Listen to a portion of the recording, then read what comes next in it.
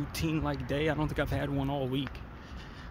Last 2 days I've been staying in, kind of taking care of different things that had to be done in-house. And of course, the day before those 2 days, I went out and took care of the insurance situation. So I ain't been able to go to Hollywood and do all my hill climbing and regular stuff until today, since probably what, Monday, something like that. And it is Saturday, so maybe it was Tuesday when I went. Oh, who knows? Whatever the case may be, it's been a little bit, so it's time to get back to a regular day for my type of thing. And yeah, I feel pretty good, man. I overslept this morning, I can say that much. I didn't get out of bed till like 9:35, which is unheard of for me, but I did spend some of my day in the afternoon sleeping. I slept during the day yesterday for like 2 hours, so I knew that was going to affect my night, but I thought that I went to sleep probably around 12:30, so I don't know why I overslept, but I did. So I was not too happy with that. I like getting out of bed at like 8:30, no later than 9 o'clock, and this just was not how it went. But just the same, I'm out and in a reasonable hour. It's not 1 yet, so I'm still on schedule for how I like to do things.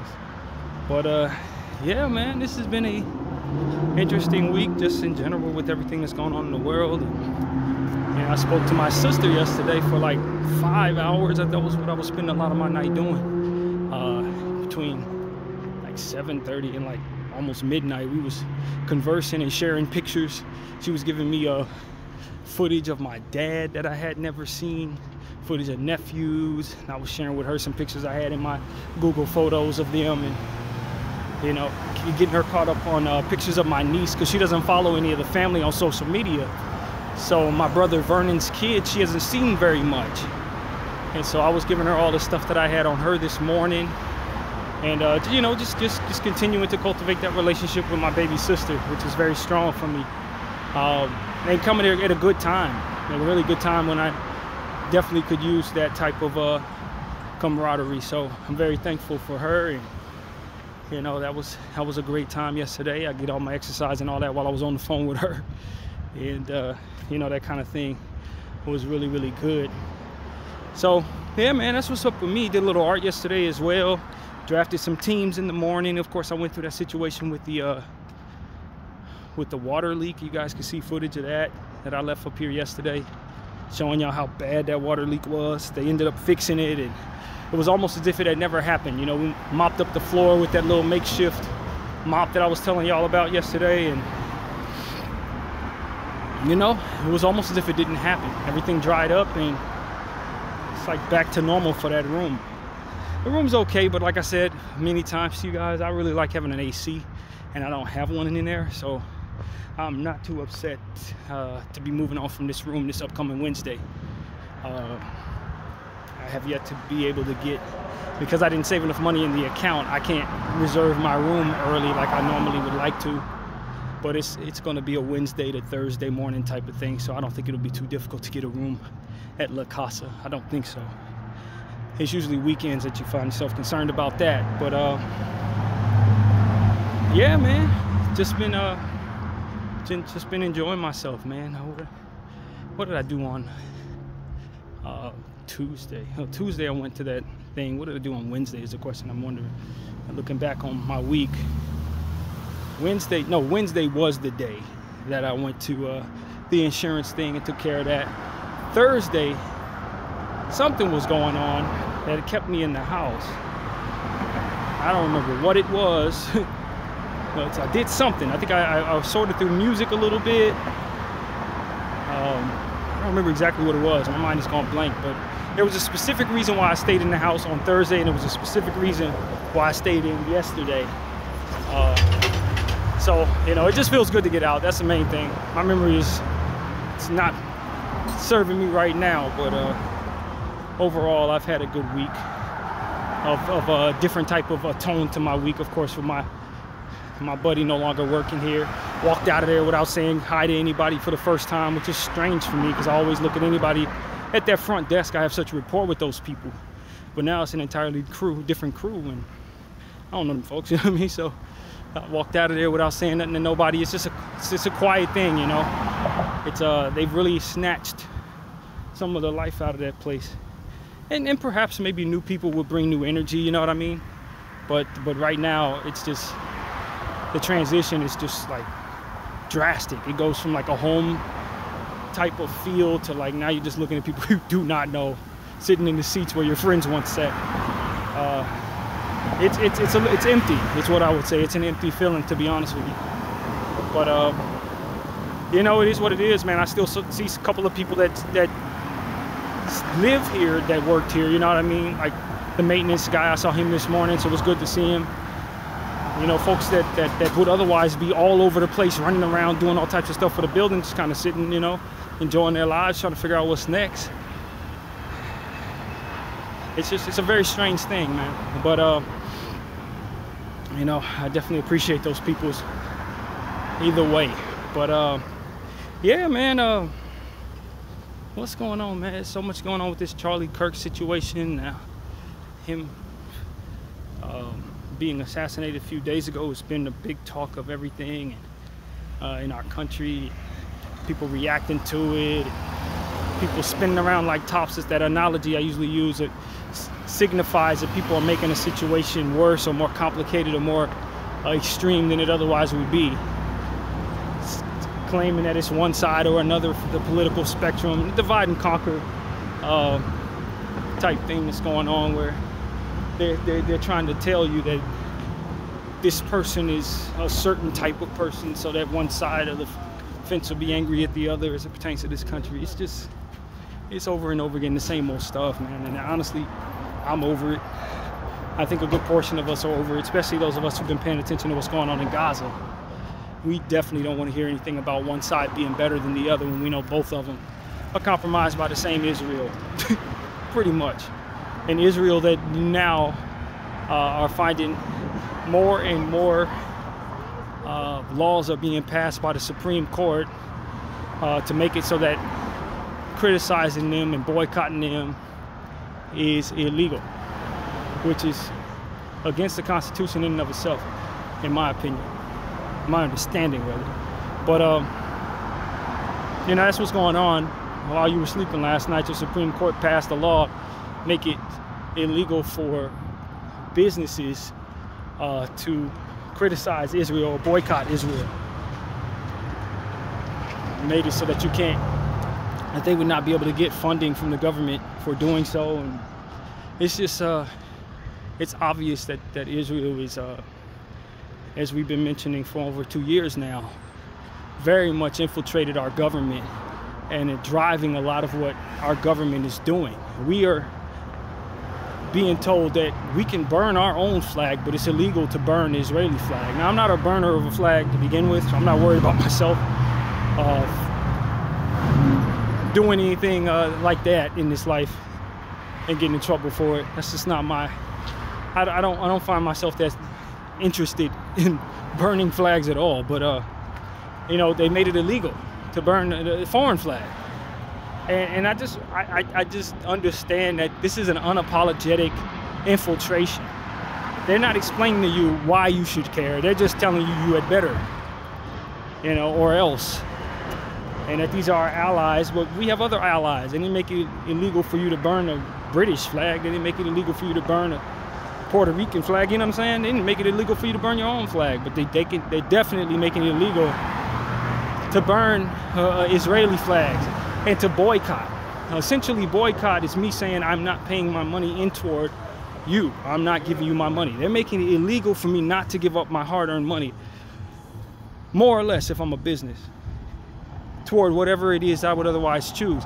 Like the pushback isn't loud enough against this type of stuff. I understand that this is your Supreme Court and this and that, but at the end of the day, they're taking away your basic freedoms to be unhappy with something, and then from there make a choice with the money that you earn to not place it somewhere. You should have every right to place your money where you see fit.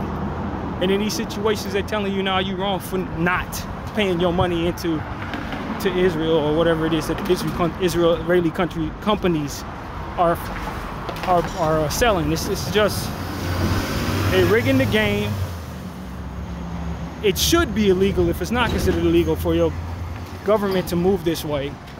And we really need to become informed as citizens and utilize our strength where we can to remove these people who are compromised by Israel and who have been placed in position by Israel to control our government and our people out of their positions and in to whatever jail cell we can throw them in. That's what needs to happen. We need to make it so that not only do we take our country back from these people, but that we make an example of them so that this is never done again. And if we're not going to do that,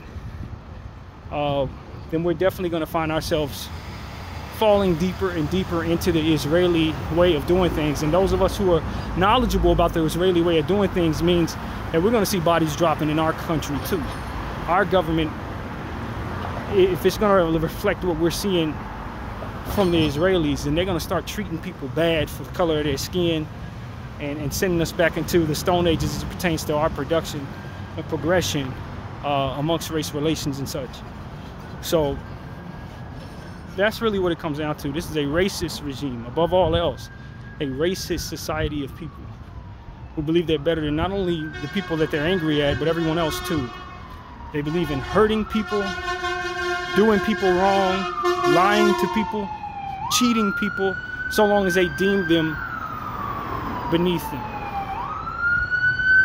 Double standards.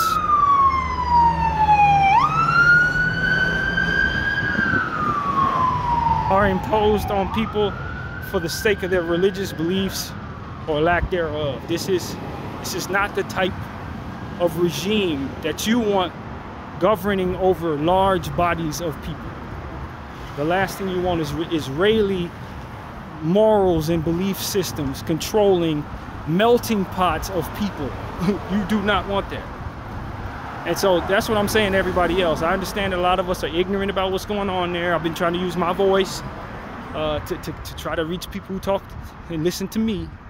But it needs to be more of we need to normalize looking in the direction where the truth is found, noticing, so to speak. There needs to be a mass normalization amongst all of us toward looking in the direction for which the truth is found and absorbing that truth, no matter how difficult it is for us to absorb.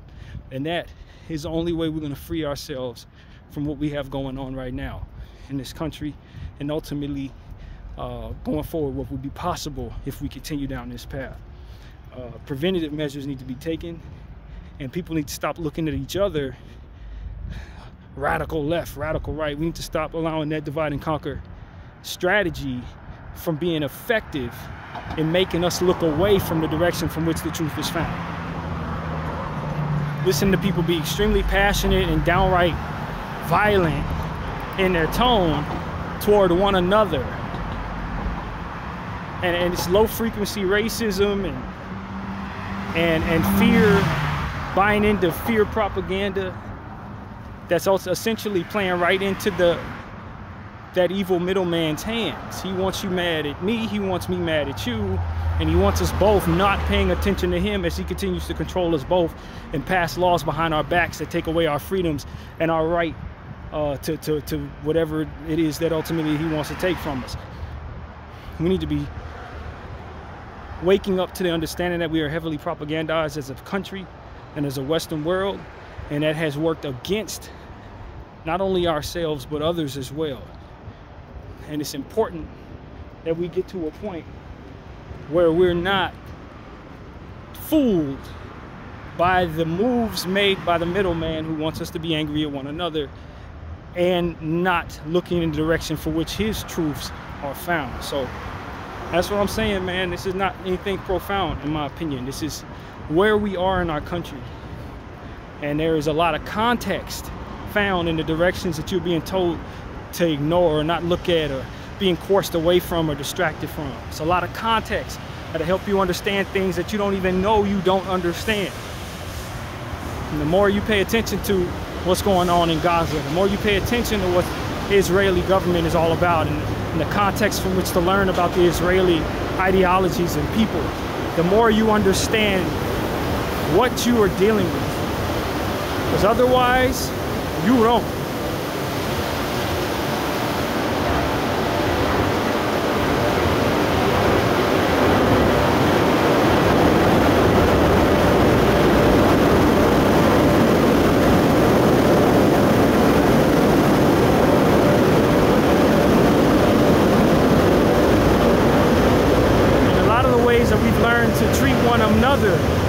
And the ways that we look at peoples as societies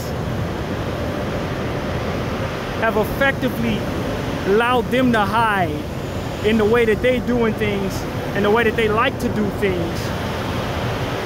They have slipped through the cracks through a lot of what it is that we do and say as it pertains to looking at one another. You know, as we have these ideas about separating church and state, they effectively have merged church and state in Israel. If you're talking about the Israeli government, you're talking about the Jewish people. If you're talking about the Jewish people, you're talking about the Israeli people. They don't, and how they operate, want you to separate any of that. If you criticize their leader, Netanyahu, then you're effectively criticizing their race and their religion. Like that is a perversion of reality. And yet it's what it is that they ultimately demand in regards to respect towards them. And you effectively find yourself not able to view them properly because of the respect that we play to one another that completely opposes that. Just because you say something about a black leader, so to speak, does not mean that you're disrespecting black people. Just because you talk about our American governments does not mean that you're disrespecting a race within America. You're not effectively disrespecting Christian people by having something negative to say about one of your Supreme Court justices. You see what I'm saying? And you take a lot of that for granted. We don't even consider that until when it's time to turn to them, and suddenly you're being told that you're being disrespectful to a religion. A religion. When you effectively have something negative to say about the practices of their government.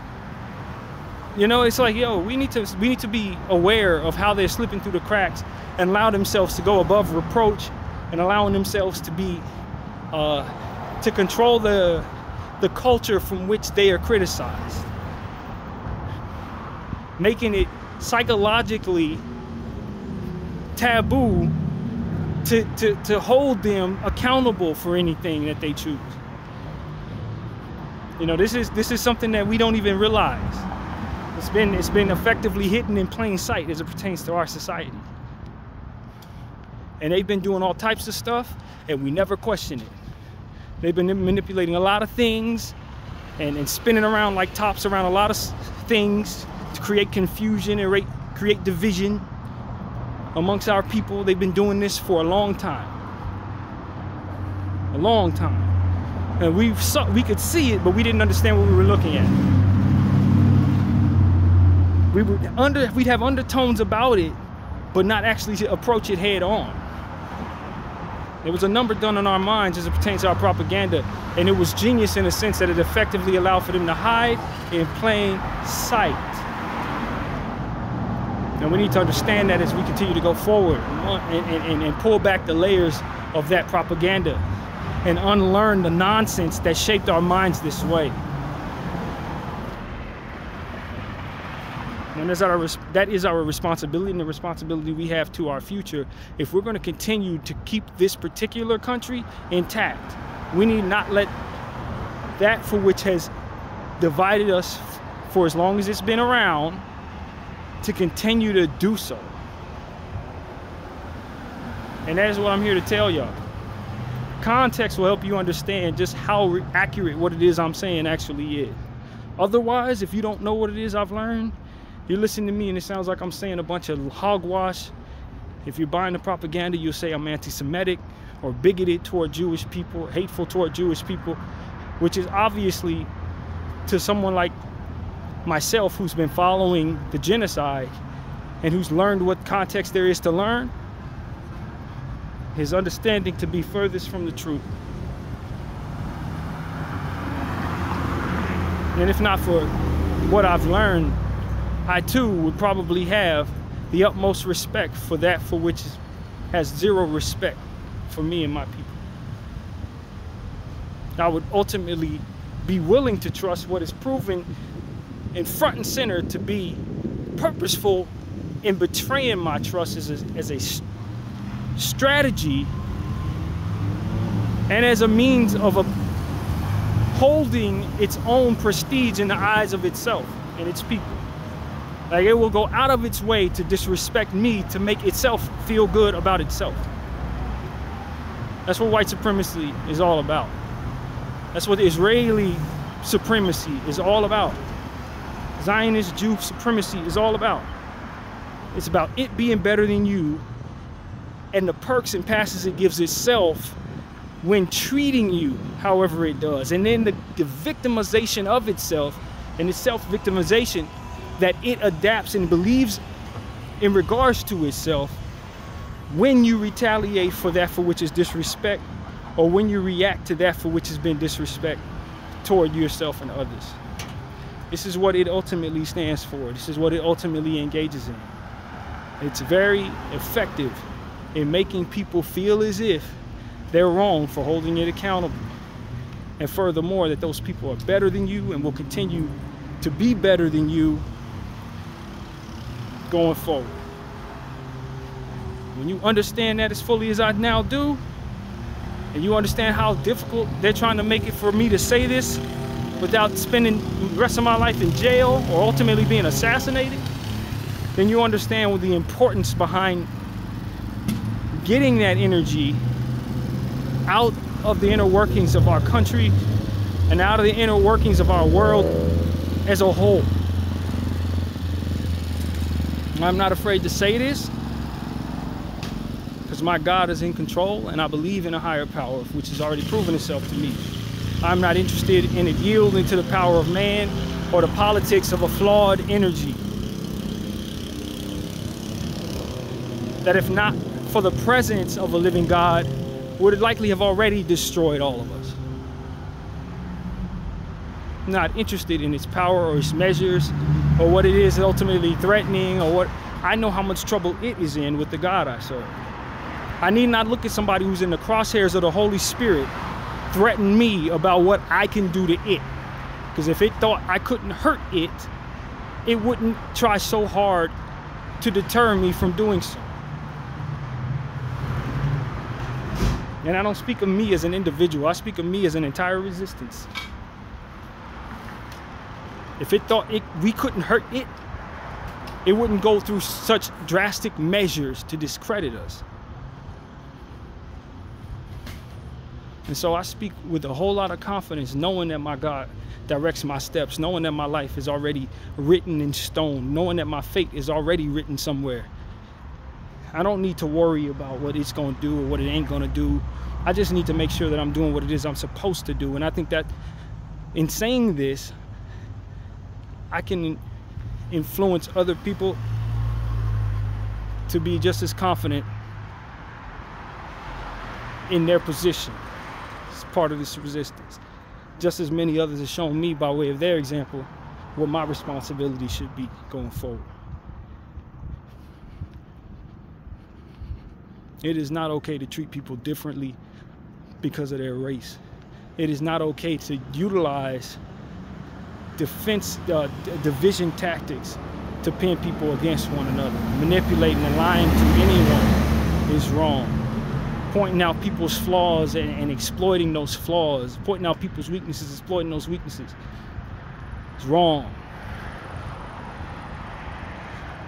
Using power and influence to confuse morality and to have selective humanity as a driving force for your intentions is wrong. I'm not waiting for anybody to tell me that. I'm not waiting for confirmation from anyone when it comes to that. It is not okay for any entities, living entities, human beings, powerful or otherwise, to look at themselves and hold themselves above someone else for any reason. That's to say, I have a right to treat you poorly or assault you or steal from you or hurt 100 of your people for hurting one of mine. That is not okay. That is a perversion of reality. That is a math system that creates more war, more division, more pain, more suffering in the world around it. That energy is wrong. I don't care how devoted it is to its teachings. Its teachings are bad for the society and humanity as a whole. And we need to be very, very clear in our resistance to the notion that not only should we not follow that, but that those who follow it should turn away from that. For it is bad for the world we're in. And it always has been. If you have a responsibility where you have controlled so much, then it is incumbent upon you to maintain the balance that is good for the morale and the continued evolution of the human race. If your people are in power and you are giving yourself passes for things that you would otherwise hold others accountable for 10 times over, you are bad for the balance of morality. You are bad for the balance of morale. You are bad for the balance of power going forward. You are bad for the human race. Because you are making it so that some people feel like they're better than others, and thus bringing forth acceptable disgrace. Acceptable disgrace. Giving yourself passes for being disgraceful sort of people because you don't respect them. You're not respecting yourself. Just because you've inherited all this power doesn't mean that you are the most responsible leader. It just means that you're in power. And it's incumbent upon those who want to survive to remove you from power so that they can. And that's what I've come to say. I have no doubt that there are wicked, selective humanity pushers, people who can't see that their morality is wrong, people who can't see that they're bad for the world, controlling the world right now. And they're pushing forward agendas that are meant to separate people, put people at odds with one another, and bring about a destruction to many peoples, including their own, because of it. People who claim they want safety but then do nothing but create enemies. People who claim they want peace but don't do anything but push forth war. People who claim to be moral police but don't do anything but bring down others in the name of themselves. Who believe long outdated beliefs that were likely created by people who wanted to see the world burn, and are holding themselves accountable for fact-checking and otherwise checking to see if those actions bring about the consequences that ultimately are better for the world that they control.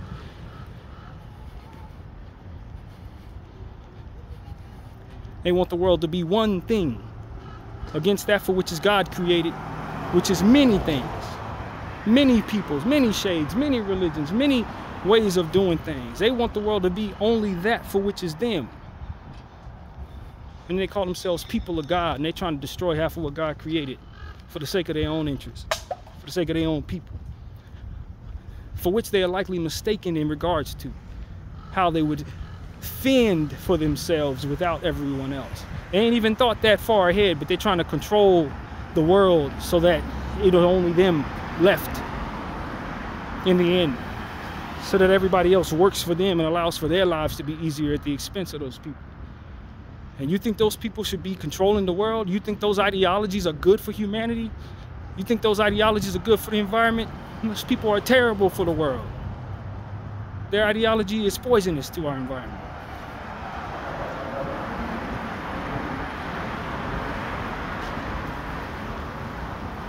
In the world they control, only they thrive. Everybody else suffers and dies. And they call themselves aligning with Jesus Christ. Jesus Christ did not stand with anything they do. They call themselves aligning with a living God. They don't know the living God at all. In fact, they're at war with him and seem to be the last ones to find out. I'm telling all of you, I'm not afraid of this energy. I'm not afraid of them nor who they serve. I'm not confused by them, nor what it is they put in place for me to be confused by. At this point, I'm looking them straight in the eye and I'm telling all of them, you're in trouble. You're in trouble with the living God that you deny. The living God that you understand, we believe that you ultimately utilize that belief against all of us by hiding behind clergy hats and the devotion to religion to do the enemy's intentions and lie about it the whole way through. You're in trouble with God.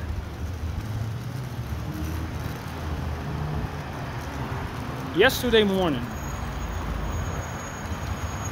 I went to sleep that night, had a great dream about many different things, and at the end of that dream, something poignant happened. I saw a map of what looked like Palestine. It looked like Palestine. And with a blue pen, I could see a hand tracing around that map. A blue pen, distinctively blue ink, tracing around that map.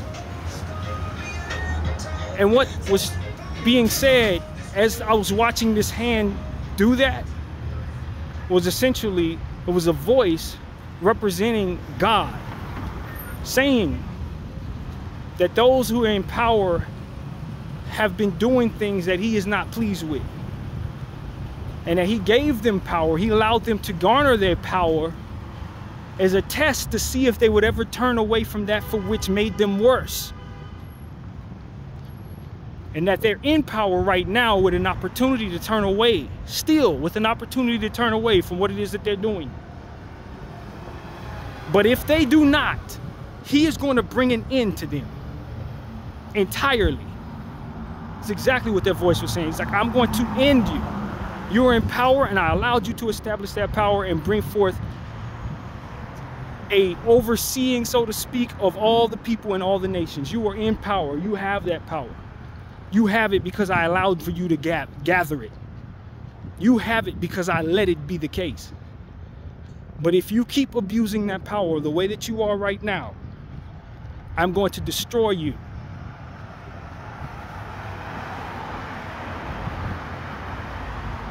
And I immediately woke up. I looked at my phone. My sister Sarah had sent me something. This gentleman, he's a Muslim gentleman. He sounds like a modern day Malcolm X, to be honest with you. I don't know what his name is, but I've heard him speak a couple times. Very poignant individual. And he was essentially talking about his position on the Charlie Kirk situation and how he's indifferent to the death of Charlie Kirk because Charlie Kirk pushed a lot of evil and this and that, but he did not wish death upon Charlie Kirk just the same, nor did he think that the violence was any good for us as an example for how to handle things, handle people we don't agree with. And then furthermore, that he thinks it's egregious, I don't know if I used the right word, but he thinks it's ridiculous that so many people are so passionate about Charlie Kirk's passing, but then have been silent about genocide for 2 years, watching Muslim people and women and children be slaughtered, but then want to invoke the reality that this man had a family, that this man was religious or what have you. And we've been watching people kill people in the name of religion for 2 years straight without a peep from those same individuals. And that hypocrisy and that way of doing things is appalling to him. And it seemed to me that his voice and what I was watching seemed to be the same voice, a carryover. It almost like he was speaking as if he was a carryover from my dream. And given the fact that was the first thing that I heard waking up out of that dream, it felt like a carryover and a continuation from that dream.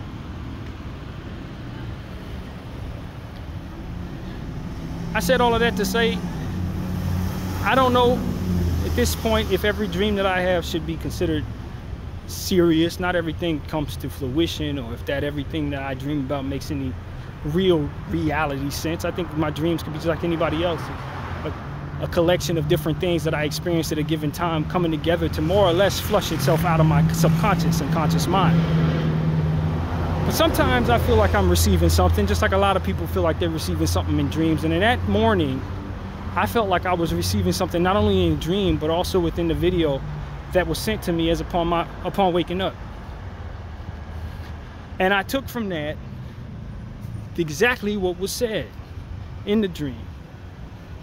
That God has allowed these people the power that they have to control over nations and over people. That they don't have that because they were so savvy in gathering it. It's because the Lord was allowing them to have it for his own purpose. That the Jewish people, those that we call the Ashkenazi Jews, are in fact in power because the Lord wanted them to be. But why? Because he was testing them to see if they turn away from those ways that ultimately he's hoping they turn away from. That they would turn away from some of the stuff that they're doing that ultimately makes them a problem for other people. That they would turn away from that for which tempts them to exalt themselves above others. To see if they would just yield to a living God like they are supposed to do, instead of yielding to the temptation of doing the enemy's bidding at their own expense in the end. And that they are failing right now. They are failing miserably, and he's about tired of them. That's what the Lord was essentially putting in my dream. That's what I felt the Lord was giving me in my dream. He was essentially saying that what they're trying to do right now with this Palestine thing is angering him. And I took that from the tracing of the blue pen over what I felt looked like the Palestinian land on a map. As you know, Israel's flag is blue and white. And as we know, they're trying to not only take over all of Palestine, but they're trying to expand that into other countries to create greater Israel. I believe that the Lord was essentially telling me this mission that they're on to do this is causing him great unhappiness. And that he is giving them an opportunity right now to turn away from that. And it does not appear to me that they are anywhere close to making that decision for any reason whatsoever. And that in trying to accomplish what they're going to accomplish, they're going to effectively destroy themselves. That if they stay on this path, they're going to be wiped away from the earth entirely. You take that for what it's worth. And all you Zionist Jews that are probably following me on burner accounts, or maybe you follow me for different reasons, you take it to what I'm telling you for what it's worth. And I'm somewhat getting chills as I say this, because I feel like he's allowed for me to be a vessel of a warning to you. A warning to you. To understand that your power is not by accident. Though you got it through ill-gotten gain and devious and mischievous ways, it's not by accident that you have it. That you actually were chosen for this. That's essentially what I'm here to tell you. That you actually were Ashkenazi Jew, chosen by God to have what you have. And if not for him choosing you to get it, you would not have accomplished it. You did not accomplish it in all of the ways that you think. Some things fell into place divine, in a divine way, to assure that you have all the power that you have. You are in control right now, as it pertains to the earth and the men and the women that walk it. But you need to understand that that power was bestowed upon you, and not only can it be taken from you, but so too can your lives be removed from the earth just the same, for doing things that ultimately he's unhappy with. You need to know this. You need to know this. This is very important.